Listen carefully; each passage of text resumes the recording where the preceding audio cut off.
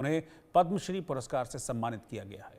हरविंदर सिंह ने अपने जीवन में कई चुनौतियों का सामना करने के बावजूद तीरंदाजी की दुनिया में नाम कमाया है।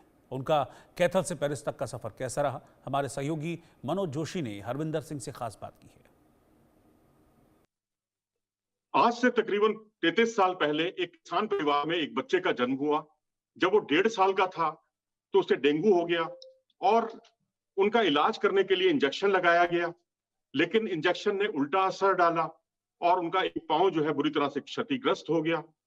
आज वही बच्चा जो है आने वाले समय में उस खिलाड़ी एक ऐसा खिलाड़ी बना जिस पर देश गर्व करता है और उन्होंने पैरालंपिक खेल जो पेरिस में हुए उसमें स्वर्ण पदक जीता।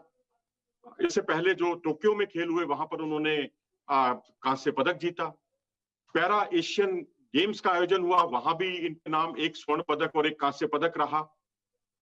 हम यहाँ बात कर रहे हैं हरविंदर सिंह की।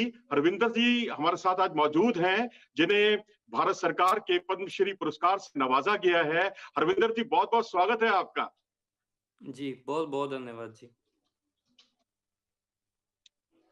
मेरा पहला सवाल आपसे यही है कि कैथल, हरियाणा का कैथल जिला, कैथल से लेकर पेरिस तक का आपका सफर कैसा रहा? कई तरह की दिक्कतें आपको आई होंगी, तो उन दिक्कतों का किस तरह से आपने सामना किया और जब आप वहां पहुंचे और वहां पर आपने स्वर्ण पदक जीता तो पूरा देश को आपने गौरवान्वित होने का मौका दिया।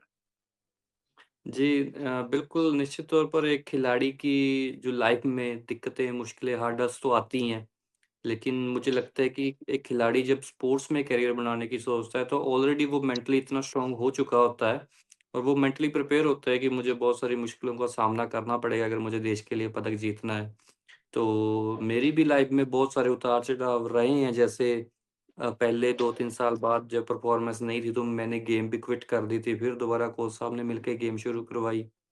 फिर 2018 में पैरा एशियन गेम्स खेलने के लिए जाना था, तो उससे 20 दिन पहले मेरी माताजी का देहांत हो जाना, तो फिर भी वहाँ पे जाके गोल्ड मेडल जीता। तो इसके बाद भी लॉकडाउन लग गया, तो मुझे खेतों में प्रैक्टिस करनी पड़ी लगभग 6 महीने।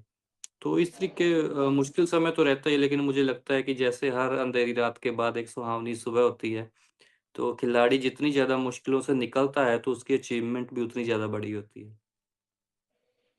हरविंदर जी, हमने एक कहावत सुनी है कि पढ़ोगे लिखोगे तो बनोगे नवाब, खेलोगे कूदोगे तो होगे खराब। लेकिन आपने तो इस कहावत को ही बदल दी है। आप तो पढ़ाई लिखाई में भी बहुत ऊपर हैं और हम अपने श्रोताओं को भी बता दें कि आप इस वक्त पीएचडी कर रहे हैं इकोनॉमिक्स में और जी। पैरालंपिक के गोल्ड मेडलिस्ट, और ये सारी दोनों चीजें कैसे मुमकिन हो गई? जी बिल्कुल ये सवाल मुझसे प्रधानमंत्री जी ने भी पूछा था 2021 में जब हम मेडल के बाद मिले थे टोक्यो के।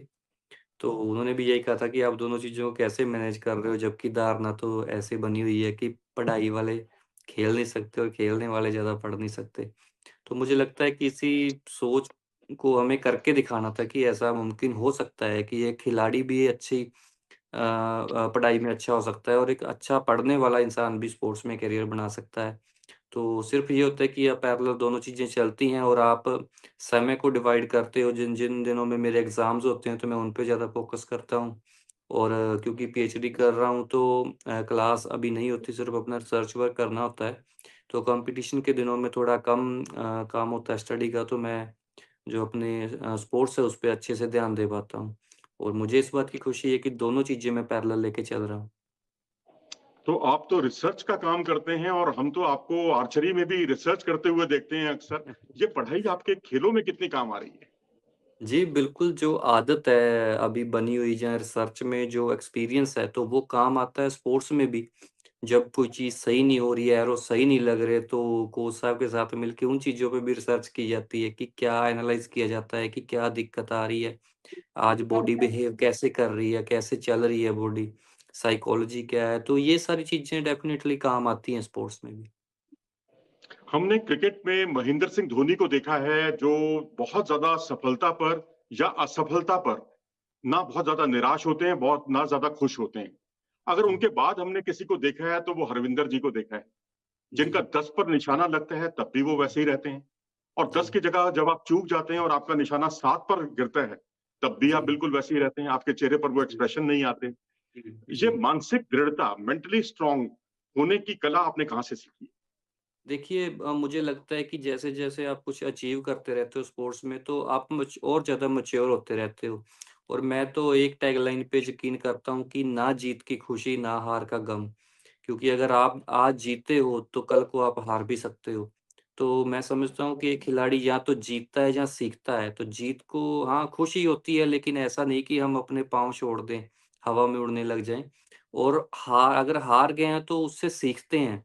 मैं उससे सीखता हूँ कि मुझे इसमें क्या कमियाँ रहीं, अगले कॉम्पिटिशन में इनको कैसे दूर करना है। तो ये सारी चीज़ें चलती रहती हैं। ज़्यादा जीत का इसलिए ज़्यादा कभी जश्न नहीं मनाया कि हाँ, आज जीते हैं, कल हार भी सकते हैं।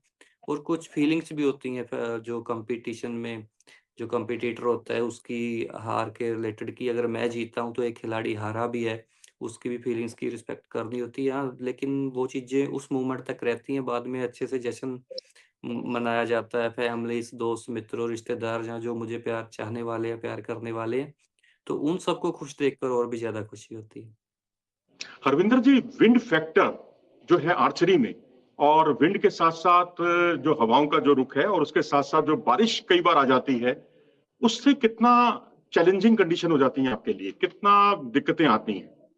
जी बिल्कुल निश्चित तौर पर क्योंकि हमारा इवेंट ओपन में होता है, आउटडोर इवेंट है और डिस्टेंस भी 70 मीटर बहुत दूर होती है। तो डेफ़िनेटली हवा अफ़ेक्ट करती है और जब हम कॉम्पिटिशन में होते हैं तो वहाँ पे फ्लैग और विंड मीटर्स लगे होते हैं स्क्रीन पे, हमें विंड की डायरेक्शन और उनकी उसकी स्पीड पता चल रही होती है। तो लेकिन ये चीज़ें एक्सपीरियंस भी हो जाता है जब मैं पिछले 12 साल से आर्चरी कर रहा हूँ, तो इतने टाइम से एक्सपीरियंस हो जाता है कि हवा कितनी चल रही है, किस साइड कितना एम ऑफ करना है। तो डेफ़िनेटली मैंने बारिश में भी शूट कर रखा है जब टोक्यो में मेरे 2 मैच थे वो बारिश में हुए थे। तो हालाँकि इन चीज़ों की हम प्रैक्टिस करते हैं, जिस दिन हवा चल रही होती है तो हम थोड़ी ज़्यादा प्रैक्टिस करते हैं कि आज अच्छा मौका है हमारे पास हवा में चलाने का। और सेम ऐसे ही बारिश में भी हम अपनी थोड़ी बहुत ही प्रैक्टिस तो करके रखते ही हैं कि कॉम्पिटिशन में कोई सिचुएशन आ सकती है। अच्छा, भारत में जो है देखा गया है कि कंपाउंड आर्चरी जो कि ओलंपिक स्पोर्ट्स में नहीं है, वहाँ पर बहुत ज़्यादा ध्यान दिया जाने लगा है, मेडल्स भी आ रहे हैं। लेकिन रिकर्व जो हमारी जो इवेंट है, जो कि असली इवेंट मैं कहूँगा, इसलिए असली कहूँगा मैं इसको क्योंकि ओलंपिक स्पोर्ट्स है ये। तो यहाँ पर कोचिंग को लेकर आपको नहीं लगता कि बड़ा ट्रेडिशनल रुख अख्तियार किया जा रहा है? उतना मॉडर्न कोच नहीं है, या कोच है तो उनको विदेश नहीं भेजा जाता? आपको क्या लगता है, पूरे सिनेरियो में कुछ सुधार की ज़रूरत आप महसूस करते हैं? देखिए मुझे लगता है कि जो जैसे आप ध्यान देने वाली बात पूछ रहे हो तो कंपाउंड के मेडल ज़्यादा आ रहे हैं इंडिया में। इंडिया के मेडल्स हैं जो वर्ल्ड में। तो ये एक तरीके से मैं समझता हूँ कि मास्टरी अगर हम समझ सकते हैं कि कंपाउंड इंडिया को सूट कर रहा है। लेकिन रिकर्व पे हालाँकि ध्यान उतना ही दिया जाता है रिकर्व पे गवर्नमेंट फंडिंग उतनी करती है, हमारे पास अच्छे कोच और एथलीट्स भी हैं रिकर्व पे भी। लेकिन क्योंकि मेडल कम आते हैं तो वो पब्लिसिटी कम होती है। क्योंकि रिकर्व है जो केवल ओलंपिक में सिर्फ़ रिकर्व इवेंट ही होता है और हमारी परफ़ॉर्मेंस पिछले कुछ ओलंपिक्स में काफ़ी अच्छी रही है। इस बार हमारी मिक्स टीम चौथे पे रही थी। तो मुझे पूरी उम्मीद है कि आने वाले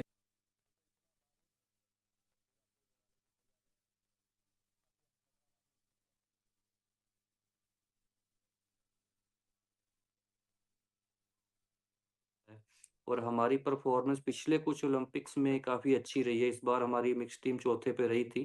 तो मुझे पूरी उम्मीद है कि आने वाले जब भी ओलंपिक में इंडिया टीम मेडल जीतेगी रिकर्व पे तो डेफ़िनेटली रिकर्व की पब्लिसिटी भी उतनी ज़्यादा बढ़ेगी।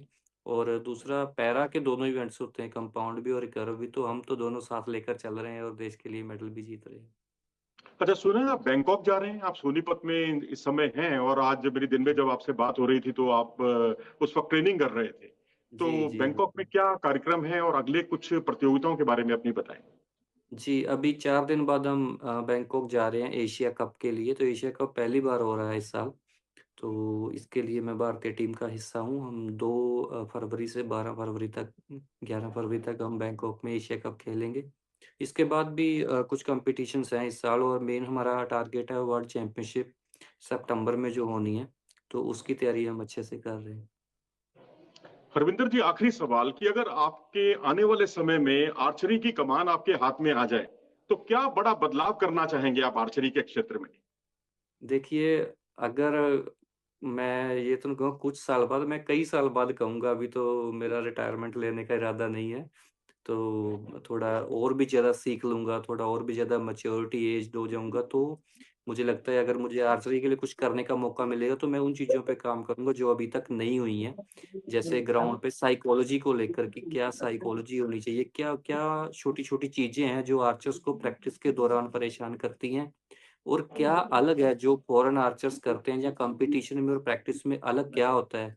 ग्राउंड की कंडीशन, उनको वो साइकोलॉजिकली वो एनवायरनमेंट देना जो कॉम्पिटिशन में होता है, उनकी जर्सी, क्योंकि एक एक सबसे बड़ा फैक्टर ये है कि हमें नई जर्सी मिलती कॉम्पिटिशन से 2 दिन पहले, जबकि वो हमें कई दिन पहले मिले, हम वो डाल के प्रैक्टिस करें तो हम हैबिचुअल हो जाएँगे, हमें कुछ अलग नहीं लगेगा। तो ऐसी बहुत सारी चीज़ें हैं मेरे माइंड में, जिन चीज़ों को मैं ट्राई करता भी हूँ, और मुझे लगता है कि वो मेरी परफ़ॉर्मेंस को आगे बढ़ाने में भी सफलता देती हैं। तो बहुत बारीकियाँ हैं, तो मैं उन चीज़ों पे काम करूँगा जब भी मुझे मौका मिलेगा। चलिए, ये बात समझी भी जा सकती है क्योंकि आप रिसर्च स्टूडेंट हैं और रिसर्च आपका जो है आर्चरी में भी अनवरत चल रहा है और हम आपको जी। शुभकामनाएं देते हैं कि आप इसी तरीके से बुलंदियां छूते रहें और देश का परचम लहराते रहें। आप हमारे साथ जुड़े, थैंक आपका यू। बहुत बहुत धन्यवाद।